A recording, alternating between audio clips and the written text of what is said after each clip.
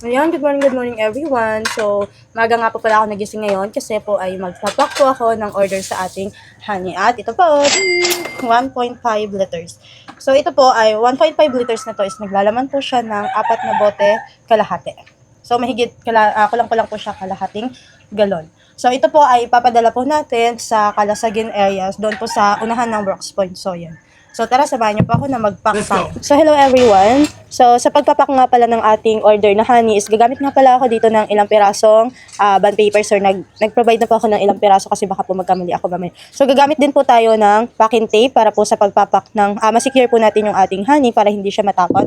And then, ito po ang ating pentel pen pang sulat doon mamaya sa pangalan ng tao. And then, ito po yung 1.5 na ating ipapak. So, at hindi lang po dyan guys, gagamit din nga po pala tayo ng carton. So, feeling ko po is kulang ito kaya nag-add na lang din po ako ng isa pang carton. So, ito na po, gagamitin na po natin itong mga materials po na aking gagamitin para sa pagpapak ng ating honey. So, ito nga pala guys, yung mga materials po na ito is ika-cover natin dito sa ng 1.5 para naman hindi matapon yung ating honey kahit po maalog-alog doon sa van po na papadalahan natin. So, mamaya isi-ship out na po natin ito. So, tara. At syempre, hindi din natin pwedeng kalimutan yung gunting na gagamitin po natin mamaya sa pagpuputol po ng ating scotch tape. At syempre guys, sa pagpapak nga pala natin is hindi dapat pala natin makalimutan itong thank you sticker na ito. So ito po ay nabili ko lang man po online. So kaunti na lang yung natitira. So meron pa naman po ako dong extra. So tara, ipapak na po natin yung ating order sa ating honey. So ito na po. Ayan, ang una ko nga palang gagawin dito ay lalagyan ko ng packing tape itong bibig po ng ating 1.5 liters para mamaya kapag isi-ship out na natin ay hindi po siya basta-bastang matapon o mag-leak po yung laman ng ating honey sa loob po ng 1.5 bottles. At syempre, lalagyan ko na rin nga pala ito ng ating thank you sticker dito po sa gilid ng ating 1.5 para naman mas presentable at maganda tignan yung ating pa-order. Sunod nga pala na ginawa ko rito ay binalot ko na rin nga pala ng karton itong 1.5 bottles ang honey para matakpan na rin ang laman nito. Kaya ako nga pala ito binabalot ng karton para na rin masecure at safe na makarating sa ating customer at hindi siya matatapon. Kaya ako nga pala ginagawa ito para kapag dumating sa kanila ay wala silang reklamo ba?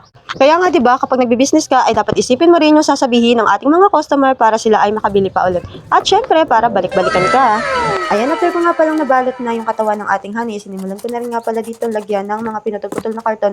Ito pong bibig ng ating honey bottle. Ginagawa ko nga pala ito para masecure talaga natin na hindi matatapon itong ating honey. Malapit ko na nga palang matapos itong ginagawa ko kaya naman excited na akong ipadala ito sa bahay. After ko nga palang i-cover itong katawan ng 1.5 bottle ay excited na nga ako. Kasi naman pera na at magningayo pa naman.